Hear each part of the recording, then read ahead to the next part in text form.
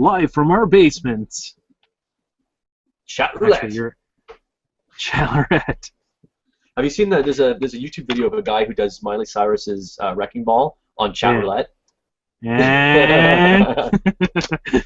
And it's basically like him on one side, sort of acting it out, Nice. and like hanging onto a ball and like being naked and all that kind of stuff, and then the people on chat roulette reacting to it, To whatever. they're like, He's not the guy who pretends that he's a woman and he's like he turns his head and then it's like he has like a beard. oh, It it looks could like be a him. girl. That sounds like something he would do. Yeah. No, I've seen the guy. I just I have a feeling it's probably the same guy. He does little chat roulette. Chat roulette. There we go. I got it. Oh, chat roulette. Oh yeah. Chat roulette. I can't talk today. Okay. Yeah. So. It's been a couple of weeks since I've been in front of the camera.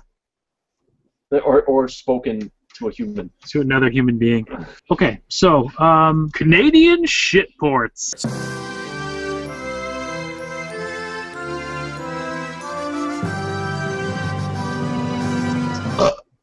You should tag my burp on at the end of that. Okay, I will. Burp. You just got back from Japan. Got back. You're visiting. Got back. Visiting from Japan. I'm going back to Japan. Yes. Yeah. So Canadian shitports. I'd like to talk about Canadian immigration. You know what? We could also subtitle the segment Canada. You've got a problem. And you know what? Your immigration people are just a bunch of dicks. Like, so. Be careful, man. You haven't left yet. They can't stop me on the way out. It's the way in that's problematic. But seriously, like, dicks. So, okay, first problem, the immigration people, like the officers, they got nothing to do with this. But we come off the airplane. Everyone's really tired. We've got a baby. Okay, we're thinking they might sort of rush us through because we've got and he's starting to get fussy. He's starting to get hungry. He's like, "Rrr." So I'm holding him. We got like there are 3 bags. Not to throw you off, but it's a 13-hour flight. Yeah, it's a 13-hour flight. Yeah, 12 to 13 hours. And then, you know, the taxiing on the runway and the walking through the endless hallways to the airport to get to immigration. And then, so we're visitors to I'm not a resident anymore. So I go to the visitors line, and that thing is full. And they've got, seriously, like 2 guys working that line. But I say guys, I think one of them was a woman. 2, maybe 3 working that. And they got like 5 for the Canadians, and they're just going shing, shing, shing, shing, shing, shing. They're just like spitting them through, chewing them up and spitting them out. And so we're going through really slowly. We've been there for like, you know, like 45 minutes at that point. Then they run out of Canadians, so they start feeding some of the people from our line into the Canadian line, to those like the 6 or 7 guys who are running that. So what they do is they open, you know, the sort of seatbelt kind of thing that, you know, that blocks everything off, and they're like, "Oh, come through." Now, where do they do this? They don't do this anywhere near. They do this like seriously, the lineup right behind, like the link. You know, you go like this, right? Shape. You walk across. The S part behind us. So they go straight through. They start getting processed like this. We're still waiting. We still only got like 3 people processing us.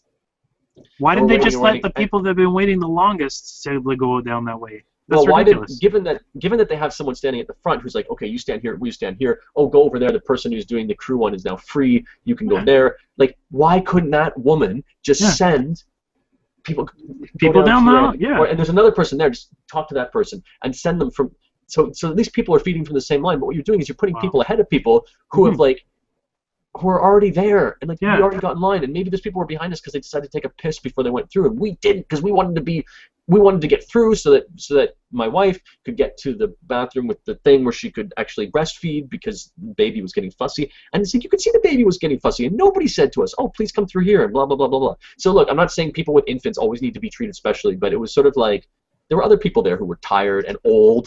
There were some old people, and it was just like.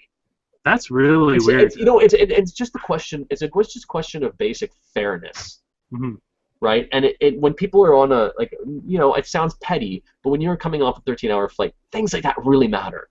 Yeah. So and then so first of all, this woman ahead of me, this Japanese woman.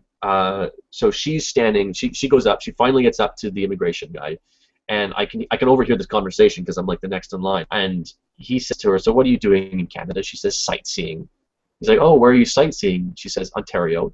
Well, Ontario's a big place. Wow. But it's sightseeing. Do you know what I mean? Like, can you only sightsee in one city? Like, well, Ontario is a big place. She can sightsee where the fuck she wants. Like, come on. Yeah. I don't get why immigration people have to act like friggin' Columbo. You know what I mean? Mm-hmm. Well, Ontario's a mighty big place, and then she's like trying to list cities off, and she barely speaks English, and it's just like you think she's a drug mule? Just search her. Don't annoy her. Don't do your friggin' Sherlock routine.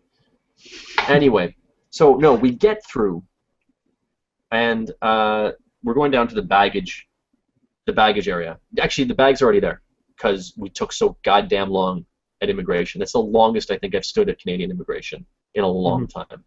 So our bags actually are already there. They're just going around. My wife goes off to breastfeed, so I get the bags off, and I'm like waiting around for her. And you know those guys, I called them, when I tweeted about it, I called them red caps, but that's the train station guys. But the baggage handlers, right? Yeah. And they're hanging around, and they're like, oh, I gotta find something. Okay, here's the thing. I guess maybe because of union rules or whatever, they can only take 3 bags. So, yeah, what use is that? And, like... How many bags did you guys have? 4. 4 bags? They couldn't, they couldn't put an extra bag? 3 plus carry-on. Well, no, I didn't want them anyway, because, like, I can handle it myself. Oh, yeah, that's fine. I'll pay the $2 to get the cart thing? To get the cart. Yeah. It's not even refundable. I thought that was a deposit. No. You know, other... Okay. Pearson Airport. I have just... Pearson Airport, meet me at camera 2. Okay. All right. Okay, Pearson Airport. I'm going to tell you this. This is one for free, okay? I'm not going to charge you for this. Other world-class airports. Let me start again.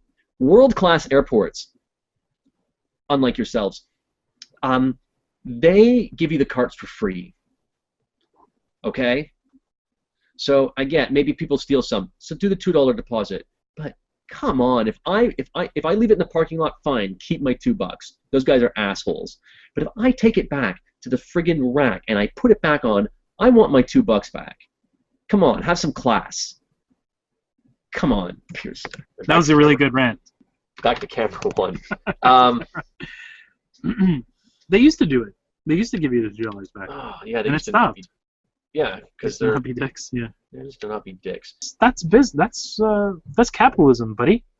Yeah, capitalism sucks at fuel charges. Yeah, we have to. Oh, we gotta taxi in these airplanes, so it's gonna cost you $20 for each bag because it's gonna weigh it down. Shut up. That's my last one, eh? That was the last one. No, this is the last one. This is the last one.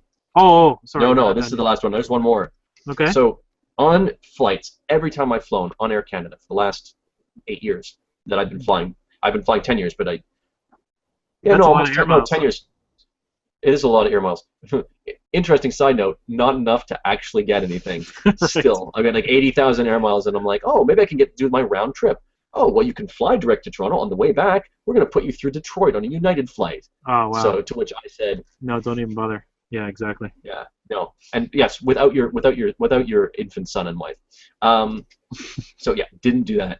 Here's the thing: on international flights to Japan, there's always been a 2-bag limit, 2 checked items, 1 carry-on, and then like carry-on bag, and then 1 like personal item like a purse or a camera bag. Mm-hmm. And then however much you could buy from the duty free seems to be the rule too. Yeah. Like 8 bags from the duty free. Because that won't weigh down the plane. Yeah, exactly. I'm always worried when you take off that the plane's gonna go like woo. Mm-hmm. Okay, so but two check bags. So we're there packing the night before, and you get an extra bag. You get the infant ticket. You get an extra bag for your infant if you're carrying him on your lap. We should have had 2 bags for me, 2 bags for my wife, 1 bag for the infant. That's 5 bags. So we're packing 4 actually. We didn't pack 5. We packed 4, and we just finishing packing. And I suddenly notice I'm going into reserve to do our check-in, and it's saying we only get 1 bag. I'm like, what's going on here? So I check the itinerary, and there's I search Air Canada, and I see this thing announcing, hey, now from October 26th, if you buy your ticket after October 26th, you get 2 bags traveling anywhere in Asia. I'm like, okay, well, it's always been 2 bags, so I don't know why they're announcing this crap. The one that you can't search is the one they decided to do quietly in July, and they suddenly said in July, okay, only 1 bag from Japan. And so from July 15th between July 15th and October 25th, if you bought your ticket in that fucking 3-month window, one bag. I phoned them up. They verified this.